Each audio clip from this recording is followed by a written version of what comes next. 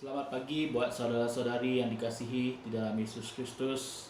Sekali lagi saya mengucapkan syukur di atas kebaikan Tuhan pada hari ini. Saya ingin terlebih dahulu mengucapkan terima kasih kerana diberi peluang untuk menyampaikan firman Tuhan buat saudara-saudari.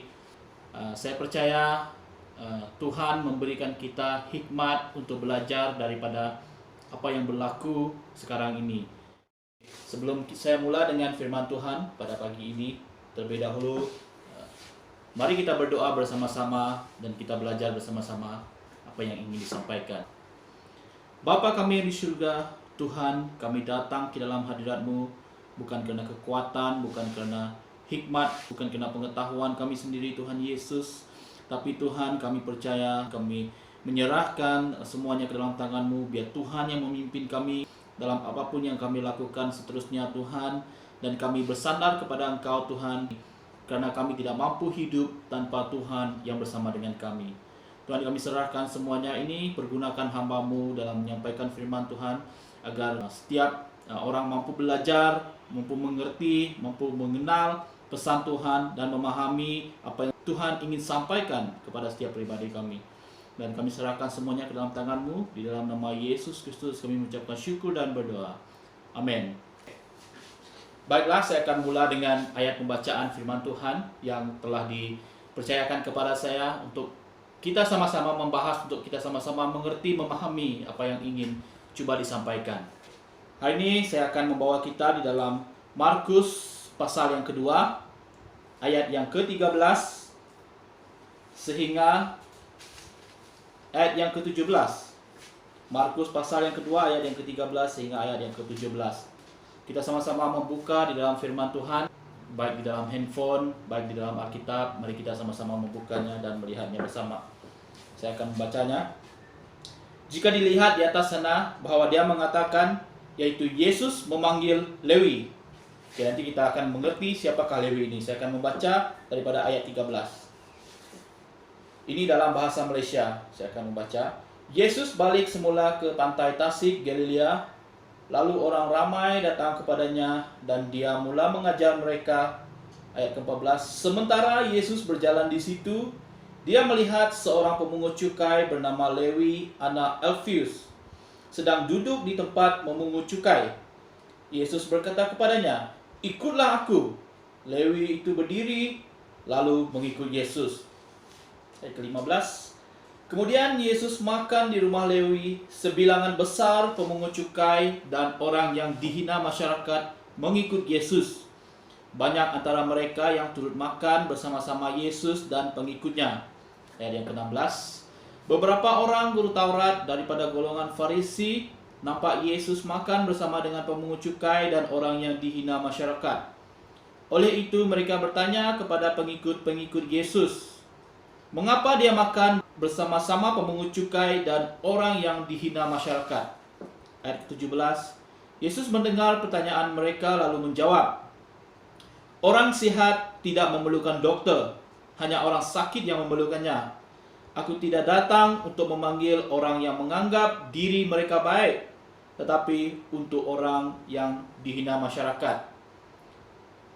Jadi saya akan membacanya di dalam, sekali lagi mengulangnya, ayat yang ke-17 ini di dalam bahasa Indonesia, karena lebih terang lagi maksudnya di dalam bahasa Indonesia. Dan dia mengatakan begini, ayat yang ke-17, Yesus mendengarnya dan berkata kepada mereka, "Bukan orang sehat yang memerlukan tabib, tetapi orang sakit.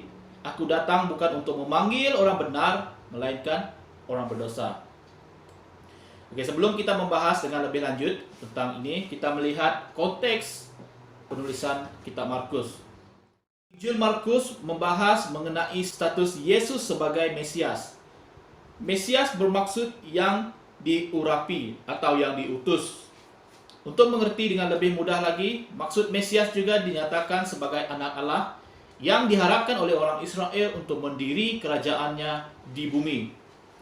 Pada zaman Yesus, Israel dijajah orang Romawi, sehingga banyak orang Yahudi mengharapkan kedatangan Mesias yang akan menggulingkan kerajaan Romawi dan memerintah sebagai raja. Tetapi Yesus tidak menggulingkan kerajaan Romawi. Pada faktanya, Yesus justru dibunuh oleh orang Romawi. Dalam hal ini menjadi permasalahan utama yang coba diangkat oleh Markus di dalam penulisannya. Kita lihat di dalam bahagian pertama ayat 1 sehingga yang ke-8. Markus berfokus kepada pribadi Yesus dan siapakah Yesus itu. Adakah dia benar-benar Mesias? Kemudian pada bahagian kedua kita melihat pada ayat yang ke-11 hingga ayat yang ke-16 bagaimana Yesus menjadi Raja Mesianis. Nah, kita melihat Markus menyatakan keyakinannya tentang Injil, tentang Yesus dengan sangat jelas. Sejak dari kalimat pertama dalam Injil ini, Markus mengatakan dalam Injil Markus pasal yang ke-1, ayat yang ke-1, dia mengatakan begini. Dalam bahasa Indonesianya, inilah permulaan tentang Injil Yesus, Sang Mesias, Anak Allah. Kita melihat penekanan Markus di sini ketika dia menuliskan Injil ini, dia sangat-sangat mengerti siapakah Yesus itu. Dia mengatakan, inilah permulaan tentang Injil Yesus, yaitu Yesus Sang Mesias dan sebagai Anak Allah. Oke, kenyataan Markus ini diteguhkan dengan peristiwa pembaptisan Yesus, dan kita lihat semasa peristiwa pembaptisan Yesus terdengarlah suara daripada surga berkata-kata, inilah anakku. Dan suara itu terdengar sangat jelas dan menampilkan Yesus sebagai Mesias. Nah, kita melihat ketika hal ini berlaku, ini bukan hanya disaksikan oleh Yohanes Pembaptis, tetapi juga disaksikan lebih daripada 500 orang yang mendengar kesaksian Yohanes, mendengar apa yang Yohanes sampaikan pada waktu itu ketika Yesus datang untuk dibaptis oleh Yohanes Pembaptis. Dan mereka ini menyaksikan sendiri apa yang berlaku kepada Yesus pada ketika itu. Ketika membaca Injil Markus ini, kita akan melihat ada sesuatu hal yang sangat menarik yang sedang terjadi. Kita lihat Yesus mulai menyembuhkan beberapa orang yang sakit dan membebaskan orang yang terikat kuasa gelap. Dan Yesus bahkan melakukan sesuatu yang bagi orang Yahudi hanya Allah sahaja yang berhak melakukannya. Nah, kita lihat sepanjang khotbah sebelum ini, Yesus melakukan mukjizat. Kita mendengar bahwa Yesus menyembuhkan orang yang sakit, Yesus menyembuhkan orang yang terluka, Yesus melepaskan orang yang dirasuki oleh iblis. Dan orang ramai yang mendengarkan hal ini, mereka menjadi tertarik dengan apa yang Yesus lakukan. Tindakannya ini menimbulkan reaksi yang berbeza-beza di antara orang yang mengikutinya. Hal ini terjadi berulang kali di Injil Markus, dan apa yang sangat aneh yaitu Yesus meminta mereka untuk merahasiakan apa yang dia lakukan. Baiklah, kita harus ingat bahwa orang Yahudi memiliki harapan yang berbeza-beza tentang bagaimana seharusnya Mesias itu, seorang yang bergelar Mesias. Apa yang dilakukannya dan siapakah yang dimaksudkan oleh Mesias ini, dan apakah pandangan orang Yahudi terhadap pribadi yang bergelar Mesias ini. Nah, kita lihat pada awal cerita, kita mendengar ramai orang yang mengikuti Yesus. Dicatatkan juga di sini ada 3 kelompok orang yang memberikan reaksi yang berbeza terhadap Yesus. Kelompok pertama, orang-orang yang mengikuti Yesus yang menjadi muridnya. Dan kelompok kedua, sebahagian lain yang tidak tahu harus berpikir bagaimana. Nah, di sini kita lihat ada orang-orang yang mengikuti Yesus dan menjadi muridnya, dan ini termasuk para murid Yesus Kristus dan juga orang yang mengikuti, yang ingin mendengarkan firman Tuhan daripada Yesus dan ingin melihat apa yang Yesus lakukan.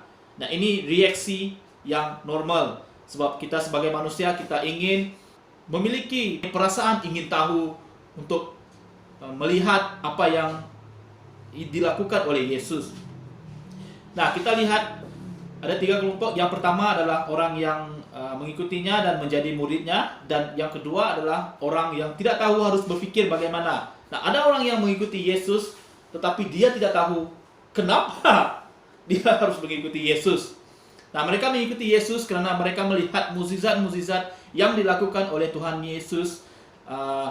Mereka melihat bagaimana Yesus bekerja, mereka melihat Yesus membawa sesuatu hal yang baru, ajaran yang baru yang sangat bertentangan dengan orang Israel, terutamanya pemuka-pemuka agama yang sentiasa berhadapan dengan Yesus setiap hari. Nah, dan kelompok yang ketiga, orang yang benar-benar menolak Yesus, khususnya para pemimpin Israel yang menuduhnya menghujat Allah dan menuduhnya mendapat kuasa dari iblis. Nah, kita lihat tiga kelompok ini. Mereka ini yang mengikuti Yesus dan mereka melihat perbuatan Yesus, mereka mendengar message daripada Yesus, dan kita lihat ada tiga reaksi yang berbeza. Jadi kita perhatikan, ini terjadi di seluruh dunia. Kita melihat ada berbagai reaksi manusia mendengar tentang Tuhan Yesus. Tetapi Yesus tidak terkejut dengan semuanya itu. Bahkan dia membuat hal itu menjadi lebih menarik untuk diperhatikan. Kita akan melihat di dalam Markus pasal yang kedua ayat yang ke-13. Yesus balik semula ke pantai Tasik Galilea, lalu orang ramai datang kepadanya dan dia mulai mengajar mereka. Ayat yang ke-14. Sementara Yesus berjalan di situ, dia melihat seorang pemungut cukai bernama Lewi anak Alfius sedang duduk di tempat pemungut cukai. Yesus berkata kepadanya, "Ikutlah aku." Lewi berdiri lalu mengikut Yesus. Semasa Yesus sedang berkhotbah, Yesus berjalan-jalan di sekitar itu sambil berbicara dan menyampaikan message.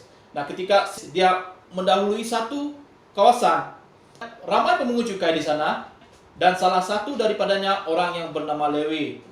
Ketika Yesus bertemu dengan orang Lewi, dia berkata, "Ikutlah aku." Maka berdirilah Lewi itu lalu mengikuti Yesus. Nah, kita lihat apakah respon Lewi ini terhadap Yesus. Ketika Yesus memanggil Lewi, dia tanpa teragak-agak memberi respon terhadap panggilan itu. Kita telah belajar sebelum ini, Yesus memanggil Yohanes, Yesus memanggil murid-muridnya yang lain. Dia berkata, "Ikutlah aku." Nah, mereka secara langsung meninggalkan pekerjaan mereka dan mengikuti Yesus. Nah, kenapa hal ini terjadi? Ini yang menjadi persoalan, ini yang menjadi pertanyaan. Mereka ini melakukan pekerjaan untuk kehidupan mereka, untuk memberi makan kepada keluarga mereka. Dan ketika Yesus memanggil mereka, mereka langsung meninggalkan pekerjaan mereka dan mereka mengikuti Yesus.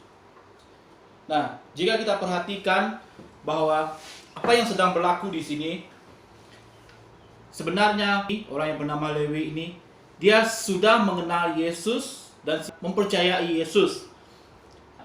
Sebelum ini, orang Lewi ini kemungkinan pernah mendengar tentang Yesus. Dan dia percaya kepada perbuatan Yesus, apa yang Yesus lakukan. Kita lihat ramai orang yang berada di sana. Kenapa orang ini juga yang Yesus pilih? Dan Yesus kata, "Ikutlah aku." Dan dia langsung terus meresponi panggilan Yesus. Dan dia tidak berkata, "Oh Yesus, tunggu sebentar, karena saya sedang bekerja. Mungkin selepas saya bekerja nanti, saya akan pergi ikut kamu." Nah, ini adalah tindakan kita sebagai manusia kadang-kadang ketika kita dipanggil pergi ke pelayanan. Kadang-kadang kita meresponi dengan hal-hal yang sebegini. Saya sedang busy sekarang ini, saya sedang sibuk sekarang ini. Mungkin selepas apa yang saya lakukan nanti, mungkin saya akan ikut kamu untuk pergi pelayanan. Tetapi kita lihat di sini contoh yang sangat bagus. Ketika Yesus memanggil orang Lewi, dan orang Lewi itu langsung meresponinya tanpa teragak-agak. Kita melihat bahwa siapakah Lewi ini? Lewi ini ditulis di dalam Injil Matius, disebut sebagai Matius, yaitu orang yang menulis Injil Matius sendiri. Sangat menarik. Dan sebelum dia menuliskan Injil, sebelum dia mengikuti Yesus, sebelum dia melayani bersama dengan Yesus, dia adalah seorang pemungut cukai. Dia bekerja dengan kerajaan. Pemungut cukai ini adalah pekerjaan yang paling dibenci oleh masyarakat ketika itu. Dia tidak disukai dan dia dianggap sebagai orang yang berdosa. Tetapi kita lihat, Yesus bukan memanggil orang yang memiliki kehebatan. Yesus bukan memanggil orang yang memiliki hikmat kepandaian. tetapi malah orang-orang yang begini yang Yesus pilih menjadi muridnya. Kalau menurut pekerjaan sekarang, mereka ini adalah disebut sebagai kumpulan pajak gadai, orang kata. Tetapi mereka ini bekerja untuk kerajaan Romawi ketika itu, untuk meminta uang, untuk memungut cukai dari satu tempat ke satu tempat. Dan bergaul dengan pemungut cukai ini, bergaul dengan orang yang seperti Lewi ini dipandang sebagai suatu penghinaan pada zaman Yesus.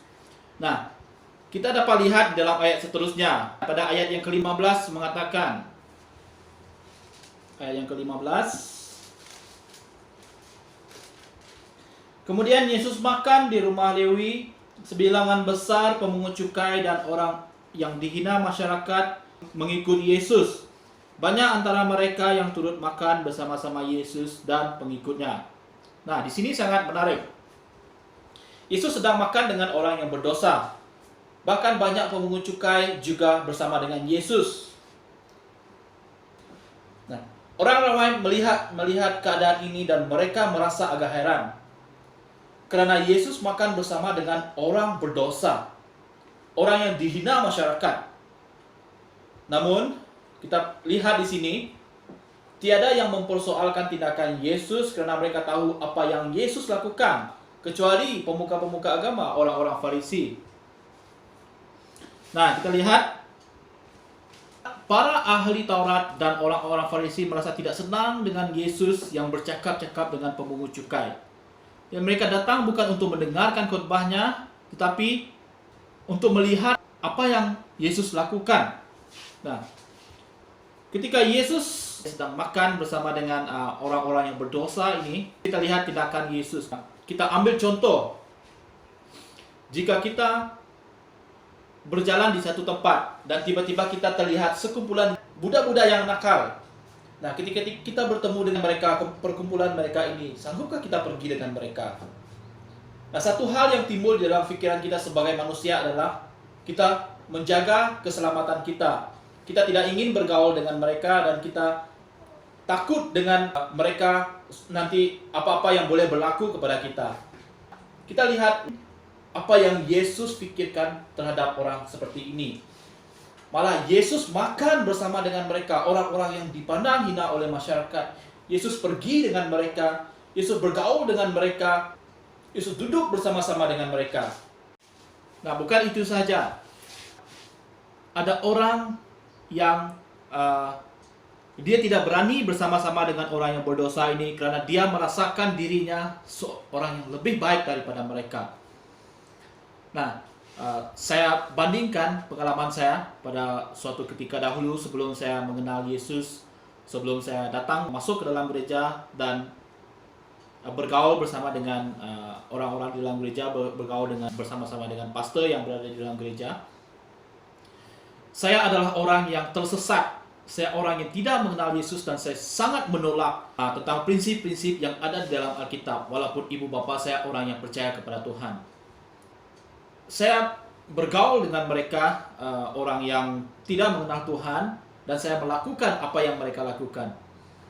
Saya jatuh ke dalam masalah dosa. Selain daripada itu, kehidupan saya juga sangat teruk pada ketika itu. Dan saya selalu minum minuman keras untuk menghibur diri saya. Nah, ketika saya berada di dalam keadaan yang seperti itu, dan ada satu hamba Tuhan yang datang kepada saya dan dia mengajar saya tentang Injil.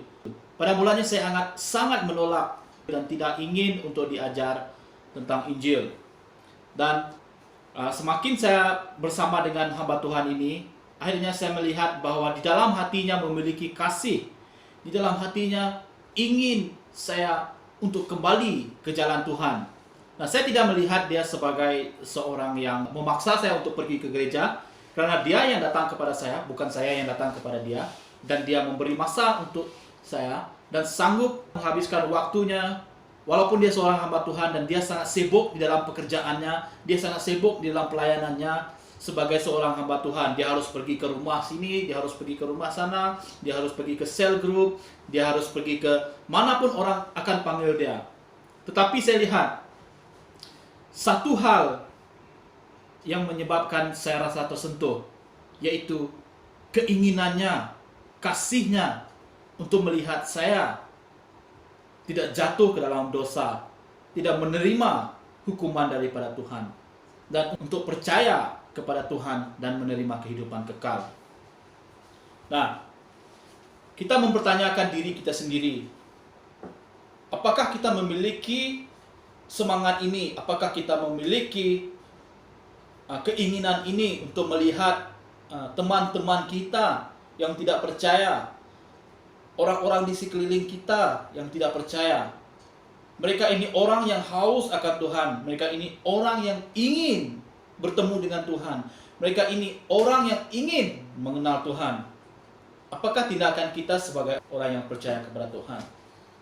Saya memiliki ramai teman sebelum saya pergi ke sini, dan kebanyakan teman saya, mereka ini adalah orang yang tidak percaya. Mereka adalah orang Buddha, ada orang Kristen, ada orang Katolik, dan mereka ini bukan orang yang percaya. Ketika saya dipanggil oleh Tuhan untuk melayani, saya masih berhubungan dengan mereka ini. Sampai sekarang saya masih berhubungan dengan mereka. Dan saya masih ingat ada seorang teman saya, dan dia sekarang ini dia sudah dewasa. Dulu dia masih kecil. Saya kenal dia waktu dia masih sekolah rendah, dan sekarang ini dia sudah dewasa. Dan dia di dalam kehidupan yang sangat teruk, mengalami hidup yang hancur. Saya melihat dia dibentuk di dalam kehidupan yang begini. Dia masih tetap bukan orang yang percaya kepada Tuhan, dan dia menjalani kehidupan yang sangat hancur. Pada saat ini bahkan saya berusaha untuk menginjilinya, saya berusaha untuk pergi kepada dia. Teman saya ini sangat menolak Injil, menutup dirinya daripada menerima Injil. Kenapa hal ini berlaku? Kita lihat ayat yang ke-16. Beberapa orang guru Taurat daripada golongan Farisi nampak Yesus makan bersama dengan pemungut cukai dan orang yang dihina masyarakat. Oleh itu mereka bertanya kepada pengikut-pengikut Yesus, mengapa dia ingin bersama-sama pemungut cukai dan orang yang dihina oleh masyarakat? Oke. Mengapa Yesus makan bersama dengan orang-orang pemungut cukai dan orang-orang yang dihina oleh masyarakat? Lebih sesuai saya katakan orang-orang yang berdosa. Seperti yang saya ceritakan sebelum ini. Anak ini, teman saya ini, dia merasa dirinya sebagai orang yang berdosa. Dan teman-teman dia yang orang yang rajin ke gereja, saudara marahnya orang yang rajin pergi ke gereja, mereka ini sangat menghakimi keadaannya, sangat menghakimi keluarganya, sehingga akhirnya di dalam hatinya sangat kepahitan dan menjadi keras. Kepahitan itu sangat mendalam di dalam hatinya dan menjadi keras. Dan akhirnya ketika saya ingin menyampaikan Injil kepada dia, dia sangat menolak Injil. Nah, ini terjadi di dalam gereja pada hari ini. Orang yang berdosa, yang ingin menerima Tuhan, yang ingin mengenal Tuhan, seperti di dalam ayat 16 ini mengatakan, malah orang-orang Farisi ini mempertanyakan kepada murid-murid Yesus, mengapa Yesus makan bersama dengan orang yang berdosa? Mengapa Yesus melakukan hal itu? Karena mereka merasakan mereka adalah orang yang baik. Mereka merasakan diri mereka adalah orang yang benar. Karena mereka adalah pemuka-pemuka agama, orang-orang Farisi, orang yang sangat kuat berpegang dengan ajaran agama mereka. Nah, ini berlaku di dalam gereja, sangat menyedihkan. Ada orang yang memiliki konsep pemikiran yang begini, merasakan diri mereka benar, merasakan diri mereka hebat, merasakan diri mereka lebih baik daripada orang lain. Ini masalah Kristen yang sekarang ini berlaku di dalam gereja, sehingga orang-orang yang di luar, yang tidak mengenal Tuhan, orang yang berdosa, merasa diri mereka semakin berdosa, orang yang tidak mengenal merasa mereka ditolak oleh Tuhan, karena sifat begini yang ada di dalam gereja pada hari ini. Kita mengatakan bahwa kita ingin memberitakan Injil kepada orang dan teman-teman kita, siapapun mereka. Tetapi jika kita memiliki konsep yang seperti ini, merasakan diri lebih baik daripada orang lain, merasakan diri lebih benar daripada orang lain, tanpa kita mengerti bahwa sifat kita sebagai manusia adalah orang yang berdosa, kita tidak mengerti itu dan kita merasakan diri kita benar, saya percaya suatu hari nanti gereja akan hancur karena sifat-sifat orang yang begini. Nah, di sini kita melihat Yesus makan bersama dengan orang-orang yang berdosa, makan bersama dengan pemungut cukai ini, dan dia bergaul bersama dengan mereka.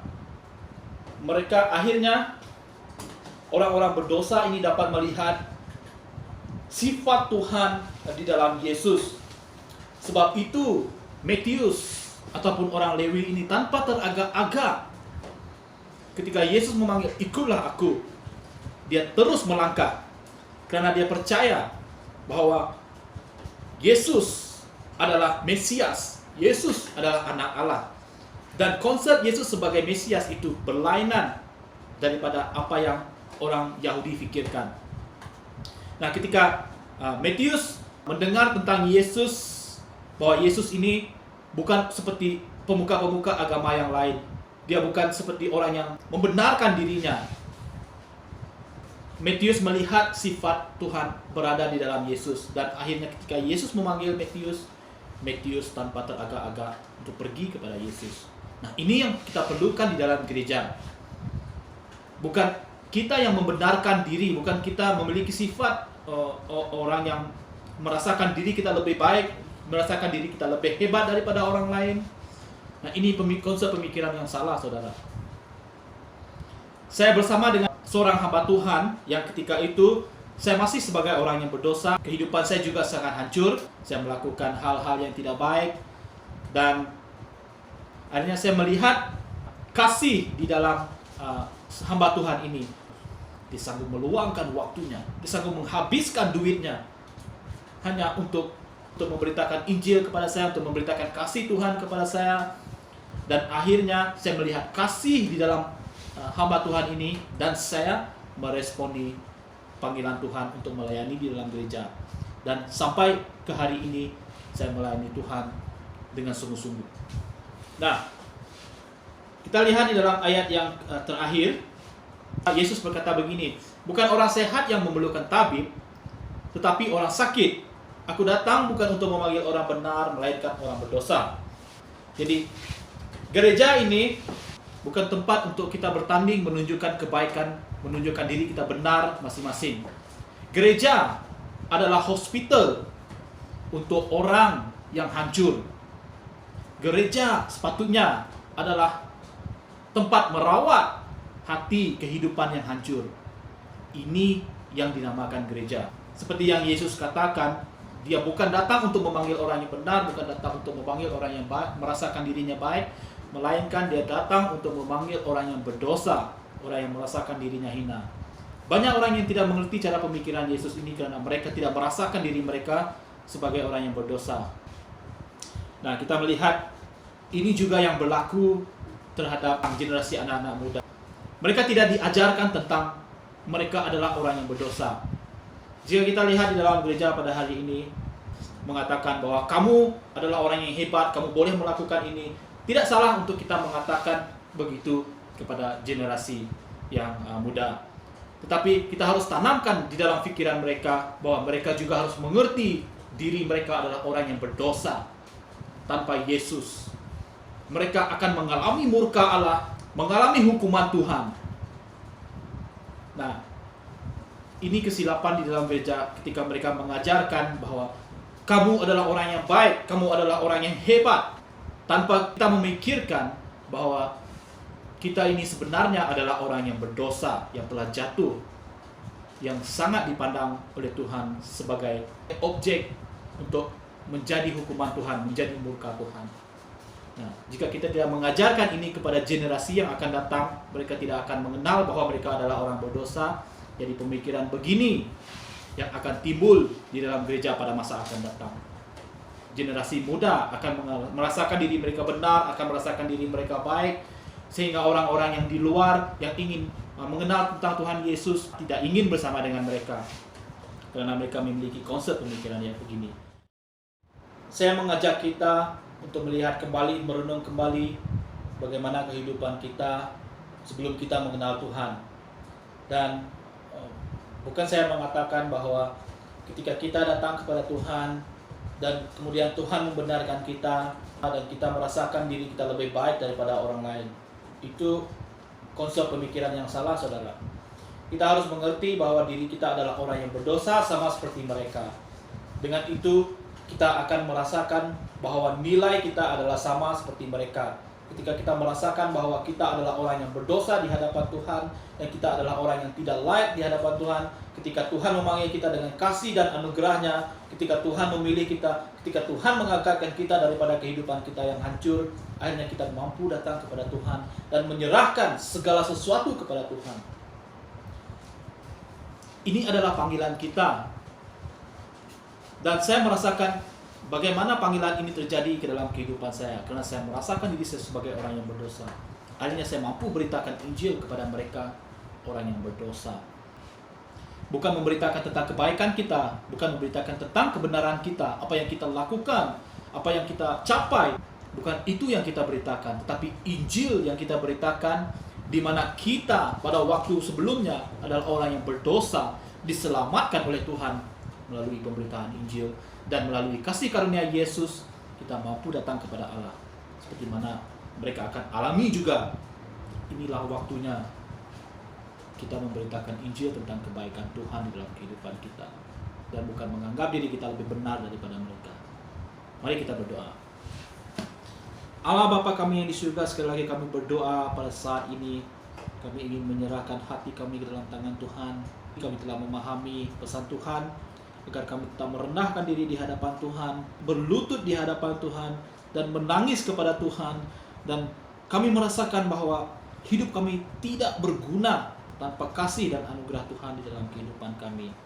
Dan biarkan kami memberitakan Injil Tuhan sebagai orang yang berdosa, yang sama seperti mereka yang lain sebagai orang yang berdosa. Dan kami diselamatkan, dan kami telah dibenarkan oleh Tuhan, bukan karena perbuatan kami, tetapi perbuatan Kristus di atas kayu salib. Dan sekali lagi Tuhan, kami ingin menyerahkan ke dalam tangan-Mu Tuhan, agar Engkau terus membimbing kami untuk terus berjalan bersama di dalam anugerah-Mu Tuhan. Dan semua ini kami serahkan di dalam nama Yesus Kristus, yang mengucapkan syukur dan berdoa. Amin. Sekian saja Injil yang saya sampaikan pada hari ini. Terima kasih karena telah mendengarkannya, dan kita akan berjumpa lagi di lain hari.